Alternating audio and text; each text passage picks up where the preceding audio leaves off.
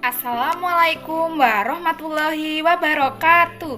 Halo teman-teman semua, perkenalkan nama saya Nidia Ananda, NIM saya 19484026 dari Prodi D3 Farmasi semester 5, Politeknik Kesehatan Bakti Setia Indonesia. Di sini saya akan menjelaskan beberapa materi tentang kulit. Video ini saya buat untuk memenuhi ujian tengah semester mata kuliah kosmetologi yang diampu oleh Ibu Irami Duma Kencana Irianto, MSc APT. Yuk teman-teman semua, simak video berikut ini. Saya akan menjelaskan mengenai kondisi kulit normal. Kalian tahu tidak apa yang dimaksud dengan kulit normal itu? Yang bagaimana? Jenis kulit normal merupakan kondisi kulit yang memiliki keseimbangan antara jumlah kandungan air dan minyak, sehingga kondisinya tidak terlalu kering atau juga tidak terlalu berminyak. Kulit normal hanya memiliki sedikit masalah kulit atau kadang tidak sama sekali.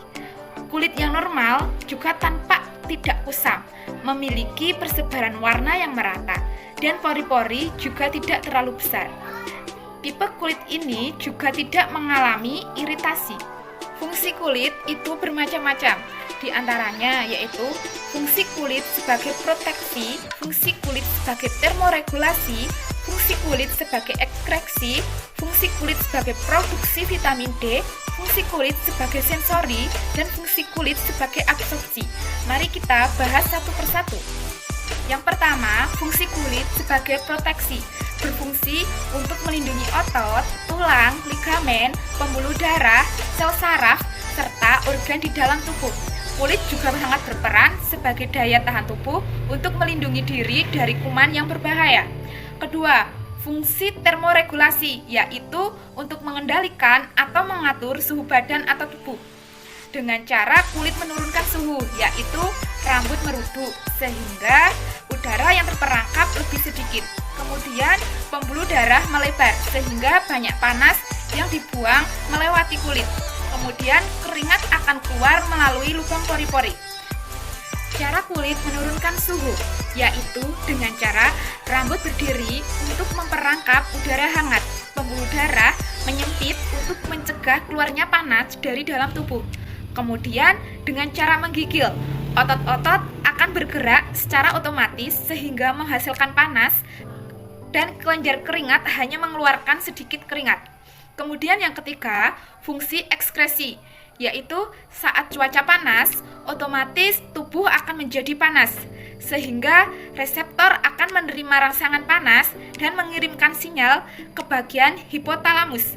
Kemudian bradikinin akan mengirimkan sinyal kepada kelenjar keringat untuk menyimpan air.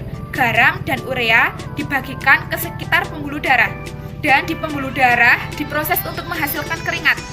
Kelenjar keringat yang keluar ini merupakan hasil sisa-sisa dari metabolisme. Keringat akan berbau karena ada urea dan amonia. Fungsi kulit sebagai produksi vitamin D. Pada kulit terdapat substansi 7-dehidrokolesterol. 7-dehidrokolesterol ini dengan bantuan ultraviolet akan menghasilkan vitamin D.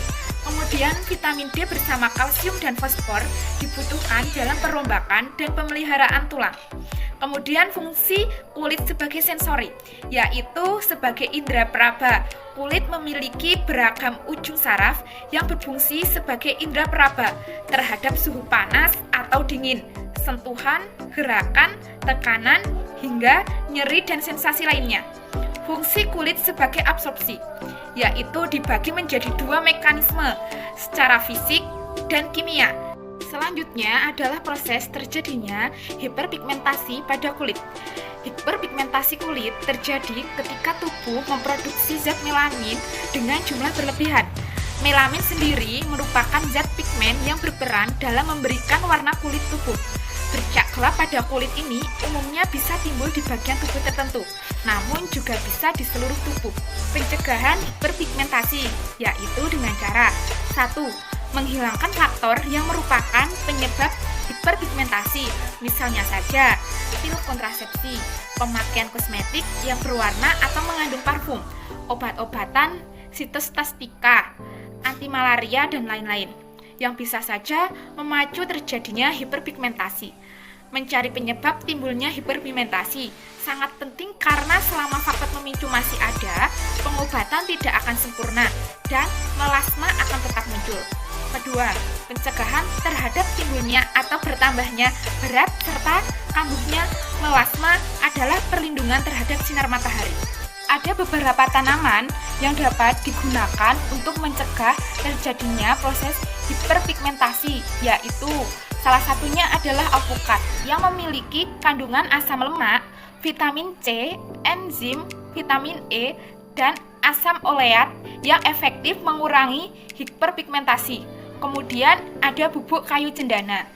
Ada lidah buaya yang mengandung aloin serta senyawa alami yang telah terbukti mencerahkan kulit dan bekerja secara efektif sebagai perawatan hiperpigmentasi yang tidak beracun. Kemudian ada cuka sari apel.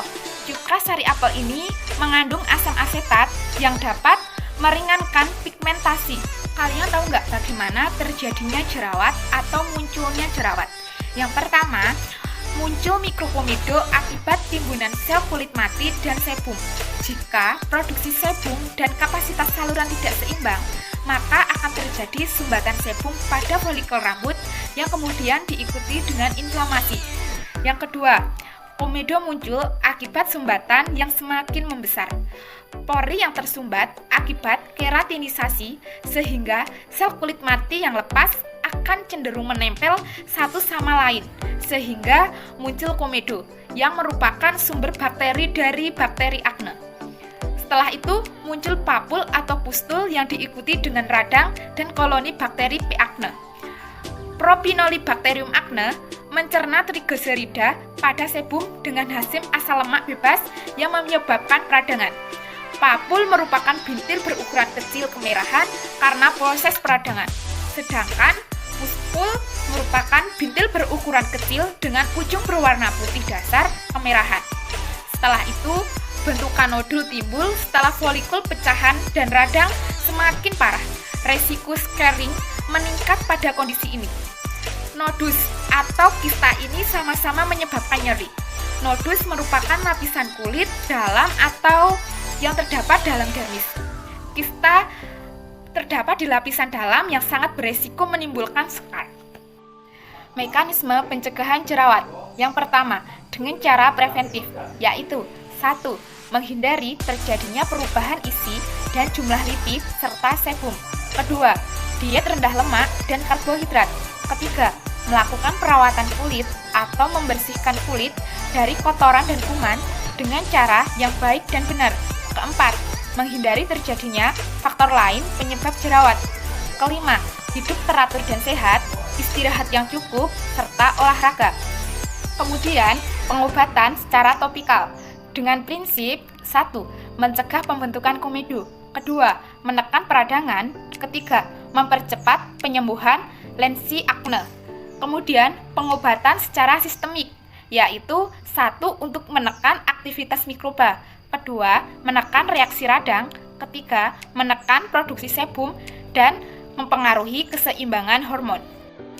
Ada beberapa tanaman yang dapat digunakan untuk mengatasi jerawat, yaitu diantaranya Azadirachta indica, Curcuma domestica, Curcuma canthariza, Helmithotaxis zeylinica, dan Istia palambenica. Sekian yang dapat saya sampaikan, kurang lebihnya mohon maaf. Wassalamualaikum warahmatullahi wabarakatuh.